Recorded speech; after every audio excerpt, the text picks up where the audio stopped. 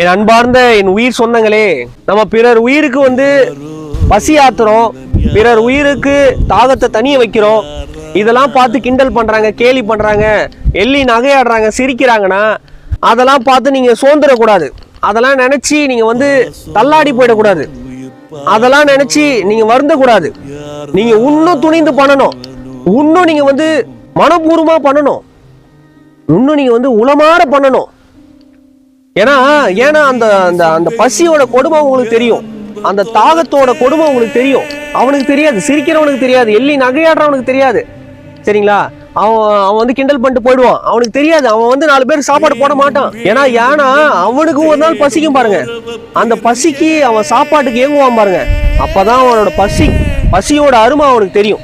தாகத்துல தண்ணிக்கு ஏங்குவான் பாருங்க.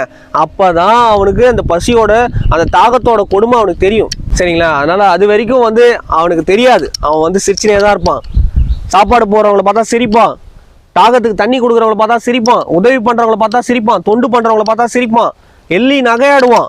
அவன் வாழ்க்கையே சிரிப்பாவே போயிடும். புரியுதுங்களா? அவன் வாழ்க்கையே சிரிப்பா போயிடும். அதனால அதெல்லாம் பார்த்து நீங்க வந்து அவன் சொல்றதெல்லாம் வந்து மூளையில போட்டுக்கின்னு சிந்திச்சுலாம் இருக்கக்கூடாது. அது வேலை கிடையாது. நமக்கு ஒன்றும் வேலை, நிறைய வேலை இருக்கு. நீங்க ஒன்றும் நிறைய பேருக்கு வந்து பசித்தவங்களுக்கு சாப்பாடு போடணும், அன்னதானம் பண்ணணும், தாகத்துக்கு தண்ணி கொடுக்கணும். நமக்கு வந்து என்னென்ன நிறைய வேலை இருக்கு. எல்லா உயிர்களும் சேவை செய்யணும், தொண்டு செய்யணும். அதுவே நம்ம வந்து பிறவி கடமை.